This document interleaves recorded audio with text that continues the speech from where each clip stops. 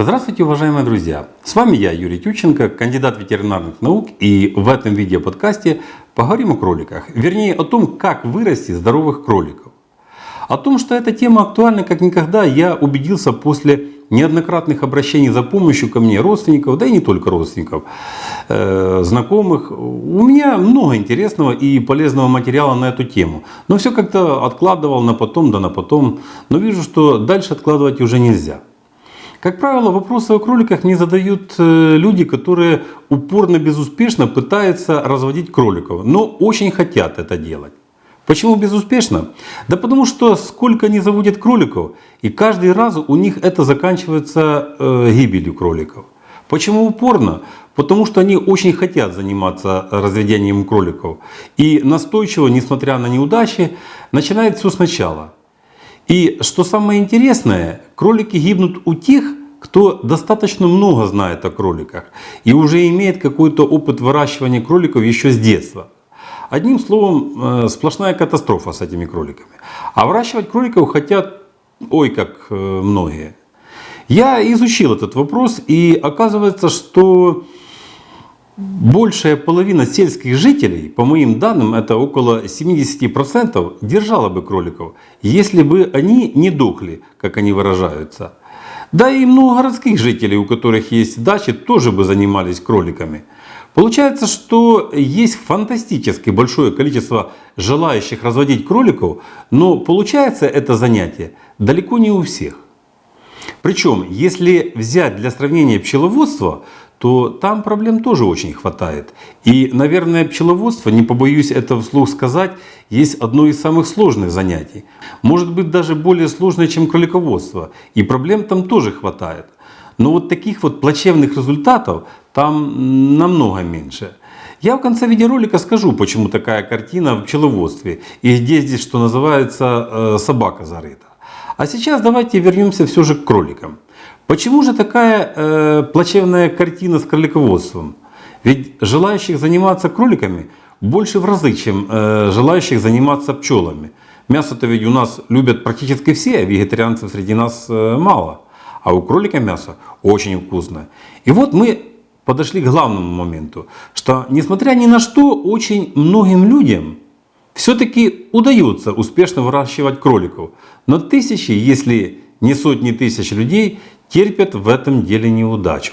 И что же эти успешные кролиководы такое знают, что у них кролики живут и здравствуют?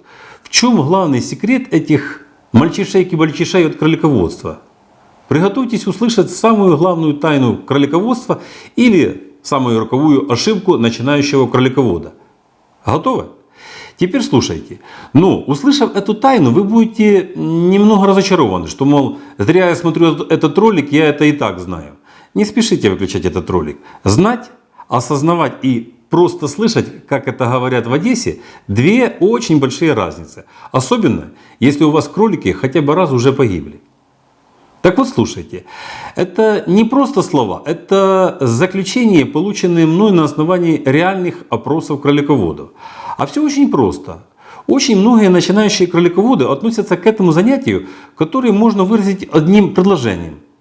Надо бы не забыть сегодня кроликам травы подбросить. В этом выражении и кроется отношение к кролиководству, которое построено на том, что кролиководство это очень легко, просто и что о нем вспоминают по остаточному принципу. Причем такое отношение у жителей села проявляется намного больше, чем у городских жителей. Это отношение к кролиководству сформировалось уже на генетическом уровне. Просто к кроликам раньше так относились. Лет 30 назад кролики были практически в каждом дворе. Клетки стояли где-то на заднем плане, там, недалеко от навозной кучи, которую формировали коровы, свиньи, гуси и прочая живность. Вот они-то и считались настоящим хозяйством. Их кормили в первую очередь, о них заботились. А кролики для многих это было, так, баловство. Как правило, ими занимались дети, которые были в семье. Да и держали их в основном от 30 до 100 голов, так, для себя, что называется. Чтобы была возможность даже не столько для того, чтобы крольчатинки стушить на праздник, а сколько для того, чтобы шапки пошить детям, а девочкам кроличьи шубки. Старшее поколение это помнит и согласится со мной в этом. Так вот, в те времена кроликами многие занимались вот по такому остаточному принципу. И они практически при этом кролики-то и не погибали. Ну, может, когда-то кто-то не ту траву даст или мокрый клевер, то при этом погибнет от вздутия крольчонок другой. Этому особого значения никто и не придавал. И ветеринара по этому поводу никто не приглашал и даже не консультировался. 2 кролика погибло, но 30 или 50 все-таки осталось. Ну и ладно, хватит для всех потребностей. Вот такие чудесные времена были, что называется настоящий кроличий рай. Эти времена давно канули в лету, а генетическая память, к сожалению, осталась. Что кролики это легко и что к ним можно относиться по остаточному принципу. Ну почти как к сельским кошкам. Иногда погладить, иногда полюбоваться. А если нет времени, то и вообще на какое-то время забыть об их существовании. Ничего с ними не случится. А городских кошек это не касается. Их с рук не выпускают. С тех пор все в этом мире перевернулось. И в жизни людей, и в жизни кроликов. О том, какие изменения произошли в жизни людей, рассказывать не буду. Сами знаете, а вот о кроликах расскажу.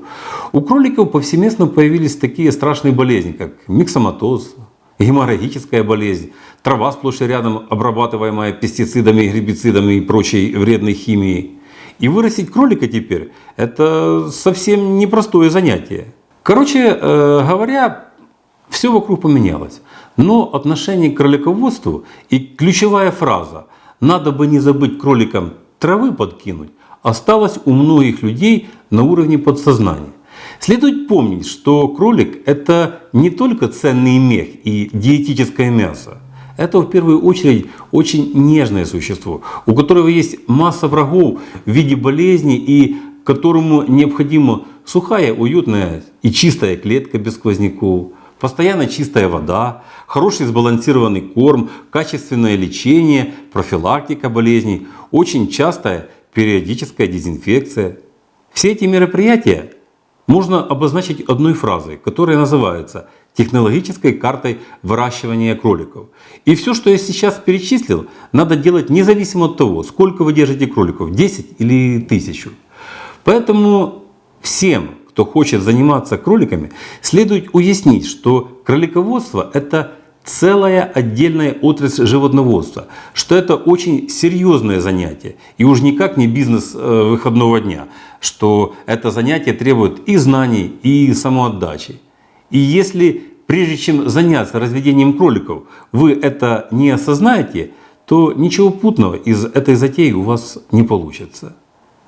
Я не случайно в самом начале видеоролика сказал, что пчеловодство – это достаточно сложное занятие, но провалов там намного меньше, чем в кролиководстве. Так вот, весь секрет здесь кроется в следующем, что все, кто планирует заниматься пчеловодством, изначально отдают себе отчет, что пчеловодство – это очень серьезно, и чтобы все было успешно и хорошо, то надо и знания иметь, и все остальное в виде ульев, инвентаря, лекарств. И самое главное, надо иметь достаточное количество времени, чтобы всем этим заниматься. А в кролиководстве многие будущие кролиководы не понимают этого. Вот поэтому повсеместно в кролиководстве и наблюдается такая невеселая картина, что гибнут кролики, не дожив до праздничного рождественского стола. Но не стоит пугаться, что это очень сложно. Да, это не так просто, как думается в самом начале, но это реально и по силам каждого. Но времени и труда это занимает намного больше, чем вы думали в самом начале. Но зато кролики у вас будут разводиться. Я в следующих видеороликах обязательно расскажу обо всех технологических моментах выращивания кроликов, о современных лекарствах и вакцинах и вообще о многом другом, крайне необходимом для успешного выращивания кроликов. И вы поймете, что если вы захотите этим заниматься, то вы будете успешно заниматься кроликами и вам это по силам. Или наоборот, узнав обо всем, что необходимо для успешного кролиководства, осознанно скажете себе, что вам все понятно, но пока у вас нет достаточного количества времени, чтобы успешно заниматься кроликами. Итак, если я вас не напугал и вы все-таки решили, что очень хотите заниматься разведением кроликов, то для начала выбросьте с головы все неправильные стереотипы по разведению кроликов, самых главных из которых это надо бы не забыть кроликам травы подбросить.